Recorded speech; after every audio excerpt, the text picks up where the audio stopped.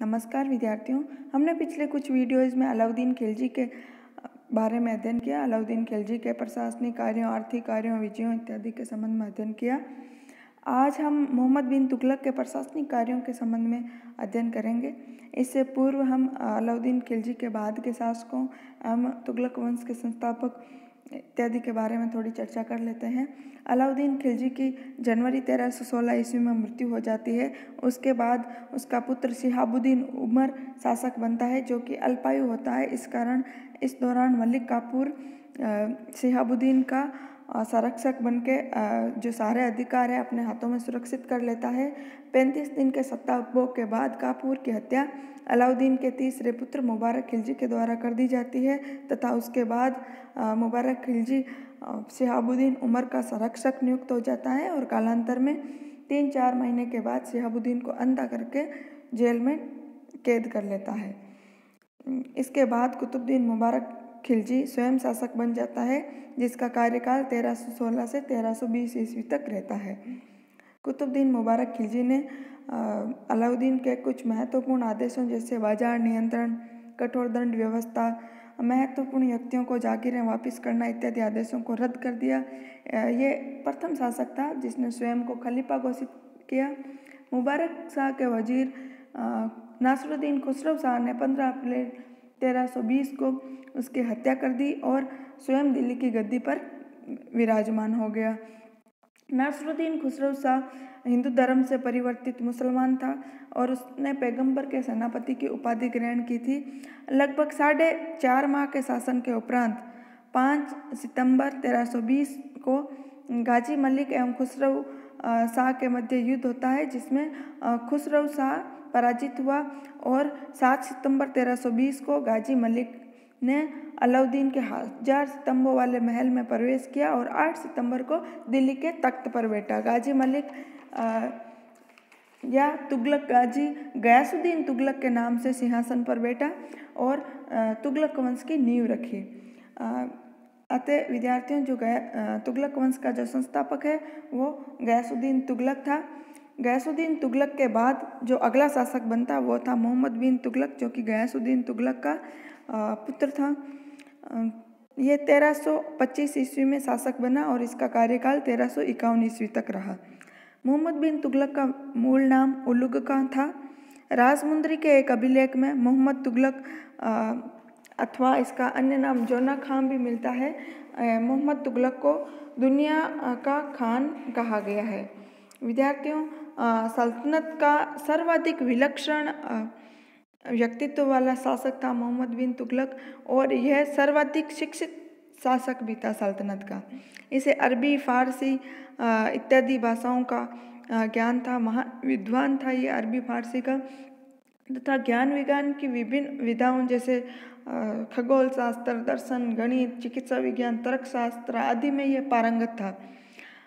परंतु अपनी सनक भरी योजनाओं, क्रूर कृत्यों एवं दूसरे के सुख दुख के प्रति उपेक्षा का भाव रखने के कारण इसे स्वपनशील, पागल एवं रक्त पिपासु कहा गया है।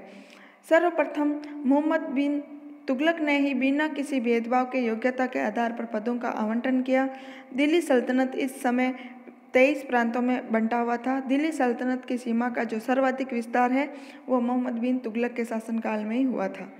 विद्यार्थियों, अब हम मोहम्मद बिन तुगलक के प्रशासनिक कार्यों अथवा उसकी जो प्रमुख योजनाएं थी उनके बारे में चर्चा कर लेते हैं। मोहम्मद बिन तुगलक की जो प्रथम योजना थी वो थी दोआब में करवर्दी। ये योजना उसने 1326-27 ईस्वी के आसपास लागू की थी।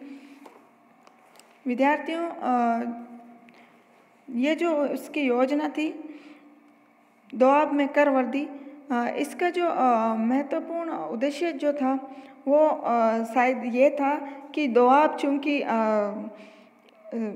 बहुत ही उपजाऊ प्रदेश था और यहाँ उत्पादन अच्छा होता था, अतः यहाँ के किसान बढ़ी हुई कर की मात्रा को उठा सकते थे। इस कारण दोआब में करवर्दी है वो लागू की गई। विद्यार्थियों, दोआब में करवर्दी के संबंध में अलग अलग इतिहासकारों ने अलग अलग मत व्यक्त किए हैं। तत्कालीन जो मुस्लिम इतिहासकार हैं उन्होंने इसको बड़ा चढ़ाकर बताया है।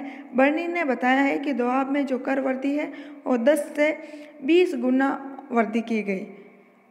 वहीं डॉक्टर आर.पी. त्रिपाठी का मानना है कि करों में ये वर्दी संभवतः 5 से 10% की गई। विद्यार्थियों,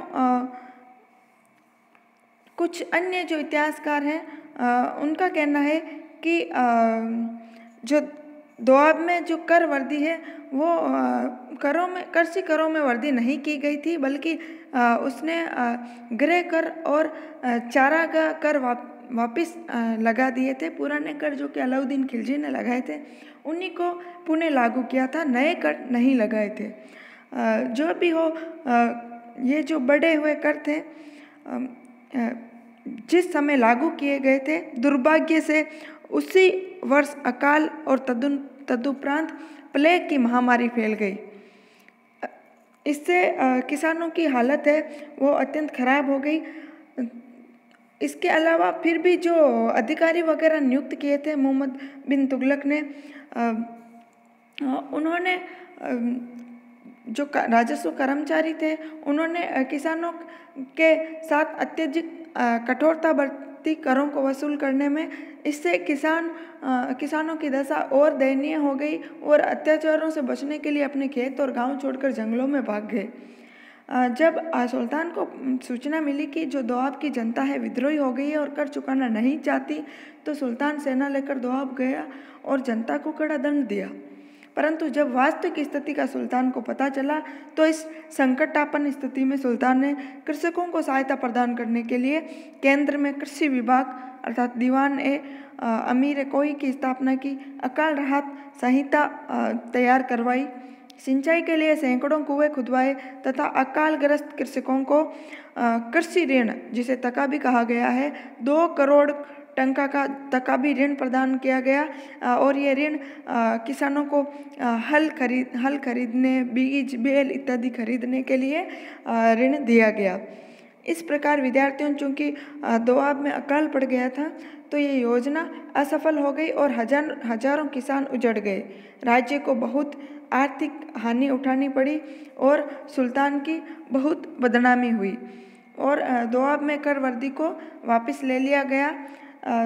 सुल्तान का इस योजना में यह दोष था विद्यार्थियों कि दोआब में करों में वर्दी ऐसे समय में की गई जब दोआब में भीषण अकाल फैला हुआ था। अकाल पड़ते ही बढ़े हुए कर वापस हटाए नहीं गए और पीड़ित लोगों की सहायता हेतु तुरंत आवश्यक कदम नहीं उठाए गए। इस कारण ये योजना पूर्णतः असफल रही। दूसरी जो योजना थी वो थी कृषि विभाग की स्थापना। विद्यार्थियों, मोहम्मद तुगलक ने सरकारी देखरेख के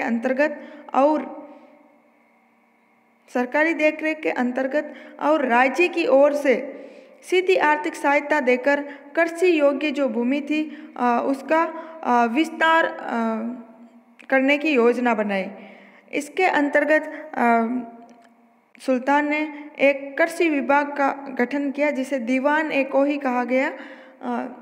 इस हेतु उसने 60 वर्ग मील भूमि का एक विशाल भूक्षेत्र चुना और उसको उपजाऊ बनाकर विभिन्न फसलें अदल बदल कर बोने का निश्चय किया गया। 2 वर्षों में विद्यार्थियों 70 लाख टन के खर्च कर दिए गए, परंतु फिर भी योजना असफल रही। विद्यार्थियों, इस योजना की असफलता के कारण इस प्रकार थे कि जो भूमि थी, जो भूमि प्रयोग के लिए चुनी गई थी, वो भूमि उपजाऊ नहीं थी। दूसरा, जो समय इसके लिए 3 वर्ष का समय प्रयोग के लिए निर्धारित किया गया था, जो कि कम था और इतने कम समय में आशातीत परिणाम प्राप्त करना संभव नहीं था। तीसरा, सुल्तान ने जो निर्धारित जो धन दिया था इस कार्य हेतु, उस धन का दुरुपयोग हुआ और भ्रष्ट कर्मचारी है वो धन डकार गए तथा जो किसान थे उनके द्वारा इस रुपए को दूसरे कार्यों में खर्च कर देने के कारण इस धन का सही उपयोग नहीं हो सका। तीसरा, सुल्तान ने विशेष ध्यान नहीं दिया इस दौरान, क्योंकि इन वर्षों में सुल्तान पूरी तरह से दिल्ली से बाहर रहा और व्यक्तिगत रूप से इन पर ध्यान नहीं दे सका, तथा किसानों की उदासीनता भी इस योजना की असफलता के कारणों में रही। नेक्स्ट है राजधानी परिवर्तन। 1326-27 ईस्वी के दौरान ये योजना क्रियान्वित की गई। इस योजना के अंतर्गत सुल्तान ने दिल्ली से देवगिरी राजधानी स्थानांतरित करने का निश्चय किया। देवगिरी को कुवैतुल इस्लाम कहा गया है। सुल्तान कुतुबुद्दीन मुबारक खिलजी ने देवगिरी का नाम कुतुबाबाद रखा था और मोहम्मद बिन तुगलक ने देवगिरी का नाम बदलकर दौलताबाद कर दिया। देवगिरी को जो राजधानी बनाने के कुछ कारण थे, वो कारण इस प्रकार है। बर्नी के अनुसार देवगिरी चूंकि साम्राज्य के केंद्र में था, इस कारण इसको राजधानी बनाने का निश्चय लिया गया। वहीं डॉक्टर आशीर्वादीलाल श्रीवास्तव का कहना है कि मंगोल आक्रमणों से सुरक्षा हेतु देवगिरी को राजधानी बनाने का निश्चय किया गया। वहीं अन्य कारणों की बात करें तो इब्न बतूता और इसामी इत्यादि इतिहासकारों ने कहा है कि दिल्ली के नागरिकों को दंडित करने के लिए ये जो है योजना क्रियान्वित की गई। विद्यार्थियों, इब्न बतूता का कहना है कि दिल्ली के नागरिक सुल्तान के नाम पर गालियों से भरे पत्र लिखकर उन्हें रात के समय दरबार में फेंक देते थे। सुल्तान उनकी इस कार्रवाई से तंग आ गया था और उनको दंडित करने के लिए दिल्ली को उजाड़कर उसकी जगह देवगिरी को राजधानी बनाने का निर्णय लिया। वहीं डॉक्टर मेहंदी हसन का कहना है कि दौलताबाद को मुस्लिम संस्कृति का केंद्र बनाने हेतु ये निश्चय किया गया। इसके अलावा दक्षिण भारत की संपन्नता की ओर खिंचाव के कारण भी संभवतः सुल्तान ने यह निश्चय किया। जो भी कारण रहा हो, उपयुक्त कारणों से प्रेरित होकर सुल्तान ने दिल्ली की समस्त जनता को देवगिरी पहुंचने का आदेश दिया। सुल्तान ने मार्ग में ठहरने, खाने पीने आदि की उचित व्यवस्था की। फिर भी नागरिकों को मार्ग में अनेक कष्टों का सामना करना पड़ा, जिससे सैकड़ों यात्री मारे गए। विद्यार्थियों, इसके बारे में भी इतिहासकारों में मतभेद है कि समस्त नागरिकों को देवगिरी पहुंचने का आदेश दिया था या कुछ विशिष्ट वर्ग को ही। डॉक्टर निजामी का कहना है कि समकालीन इतिहासकारों द्वारा दिया गया व्यापक निष्क्रमण का विवरण सही नहीं है। वास्तव में केवल उच्च वर्ग के व्यक्तियों को ही, जिसमें सरदार, उल्लेमा, शेख तथा नगर के विशिष्ट व्यक्ति सम्मिलित थे, उनको ही दौलताबाद ले जाया गया था। परंतु इसमें संदेह नहीं कि जिन विशिष्ट वर्ग के व्यक्तियों को वहाँ दौलताबाद स्थानांतरण करने को कहा था, उनके साथ साधारण जनता का बहुत बड़ा भाग भी दौलताबाद ले जाया गया था। दौलताबाद पहुंचने के बाद भी लोगों के कष्टों का अंत नहीं हुआ। उन्हें अपना पैतृक घर छोड़ने के कारण बड़ा दुख हुआ तथा लोगों के मन में सुल्तान के प्रति घोर असंतोष था। जब इन बातों की सूचना सुल्तान को दी गई तो उसको अत्यंत निराशा हुई और उसने अपनी योजना की असफलता को महसूस किया तथा जनता को अपनी इच्छा अनुसार वापस दिल्ली लौट जाने की आज्ञा दी। 1335 ईस्वी में दौलताबाद से लोगों को दिल्ली वापस लौटने की अनुमति दे दी गई। इस प्रकार सुल्तान की यह महत्वपूर्ण योजना भी असफल रही। इसकी असफलता के प्रमुख कारण इस प्रकार थे। विद्यार्थियों, दिल्ली की संपूर्ण जनता को देवगिरी पहुंचने का आदेश दिया, ये उसकी गलती थी। उसे केवल प्रमुख कार्यालयों और दरबारियों को ही दौलताबाद ले जाना चाहिए था। दूसरा, प्रजा का सहयोग भी उसको प्राप्त नहीं हुआ तथा सुल्तान का यह सोचना तीसरा है कि सुल्तान का यह सोचना भी भूल थी कि दिल्ली की अपेक्षा दौलताबाद अधिक उपयुक्त राजधानी होगा। ये इस प्रकार इसकी ये योजना भी असफल रही। राजधानी परिवर्तन के परिणाम स्वरूप दक्षिण में मुस्लिम संस्कृति का विकास हुआ, जिससे अंततः बहमनी साम्राज्य के उदय का मार्ग खुल गया। नेक्स्ट है सांकेतिक मुद्रा का प्रचलन 1329-30 ईस्वी में। सांकेतिक मुद्रा के प्रचलन के कुछ प्रमुख कारण रहे। राजकोष की रिक्तता एवं साम्राज्य विस्तार की नीति को सफल बनाने हेतु ये प्रयोग किया, ऐसा कहना है बर्नी और बदायूनी, फरिश्ता, याहिया इत्यादि मुस्लिम इतिहासकारों का। नेल्सन राइट का कहना है कि चांदी का अभाव हो गया था और ये चांदी का जो अभाव है ये सिर्फ भारत में ही नहीं वरन समस्त विश्व में चांदी की कमी हो गई थी और इसलिए सिक्के डालने के लिए पर्याप्त मात्रा में चांदी उपलब्ध नहीं हो पा रही थी। अतः सुल्तान ने सांकेतिक मुद्रा के प्रचलन का निर्णय लिया। नेक्स्ट है सिक्कों में सुधार व नवीन प्रयोग का सुल्तान को शौक था और इसीलिए उसने ये योजना क्रियान्वित की। सांकेतिक मुद्रा के अंतर्गत सुल्तान ने संभवतः कांसा या पीतल फरिश्ता के अनुसार और बरनी के अनुसार तांबे की धातुओं के सिक्के चलाए जिनका जो मूल्य था वो चांदी के मूल्य रुपये टंका के बराबर होता था। इस सांकेतिक मुद्रा का प्रचलन चांदी के टंके की भांति सांकेतिक मुद्रा के रूप में किया गया और ये जो मुद्रा है ये सांकेतिक मुद्रा उसका मूल्य चांदी और चांदी के मूल्यों के बराबर ही रखा गया। योजना की असफलता के कारण ये योजना असफल क्यों रही? विद्यार्थियों, सरकारी टकसाल पर राज्य का नियंत्रण स्थापित नहीं किया गया जिससे अनेक जाली टकसाल बन गए। लोगों ने घरों में ही तांबे के जाली सिक्के बना लिए। लगान जाली सिक्कों से दिया जाने लगा। देश में जो विदेशी व्यापारी भारतीय वस्तुएं खरीदते समय तो तांबे के सिक्कों का प्रयोग करते थे और अपना जो माल बेचते समय सोने चांदी के सिक्कों की मांग करते थे। इससे जो राज्य की अर्थव्यवस्था है वो ठप हो गई और अराजकता व अशांति फैल गई। जियाउद्दीन बर्नी का कहना है कि प्रत्येक हिंदू का घर टकसाल बन गया। हालांकि मुसलमान भी इस लोभ से वंचित नहीं रहे होंगे। इसके अलावा इस योजना की असफलता का कारण है कि जनता का सहयोग नहीं मिला। जनता ने इस योजना का सहयोग नहीं किया। विद्यार्थियों, ये जो मोहम्मद बिन तुगलक ने सांकेतिक मुद्रा का प्रचलन किया था ये अपने पूर्ववर्ती चीन के मंगोल शासक कुबलई खां जिसने कि कागज के सिक्के चलाए थे तथा फारस अथवा ईरान के शासक गैताकुं खान ने भी चमड़े के सिक्के चलाए थे, उनके द्वारा भी इस तरह के प्रयोग किए गए थे। पूर्व में इन्हीं प्रयोगों से उत्साहित होकर मोहम्मद बिन तुगलक ने सांकेतिक मुद्रा जारी की थी। हालांकि कुबलई खां का जो प्रयोग है सफल रहा था, वहीं गैताकुं खां इस योजना में असफल रहा था। योजना की समीक्षा, योजना साहसपूर्ण थी परंतु अदूरदर्शिता के कारण सफलतापूर्वक लागू नहीं किया जा सका। सुल्तान की गलती यह थी कि उसने सरकारी टकसाल पर राज्य का एकाधिकार स्थापित नहीं किया जिससे लोगों ने जाली सिक्के बना लिए।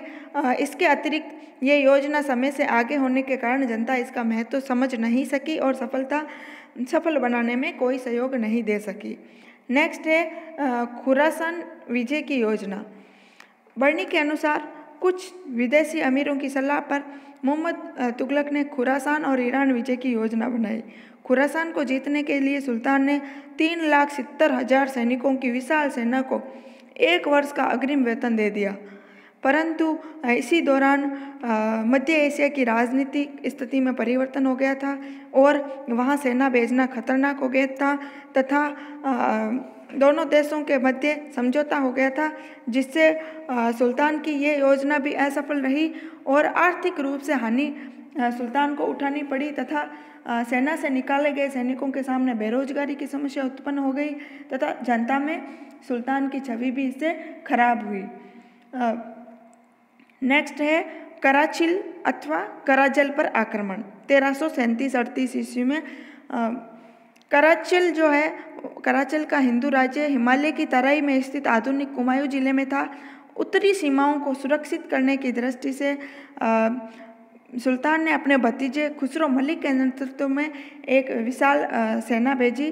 10,000 सैनिकों के साथ खुसरो मलिक ने जिद्दा पर अधिकार कर लिया, परंतु फिर सुल्तान ने उसको जिद्दा से आगे न बढ़ने का आदेश दिया था।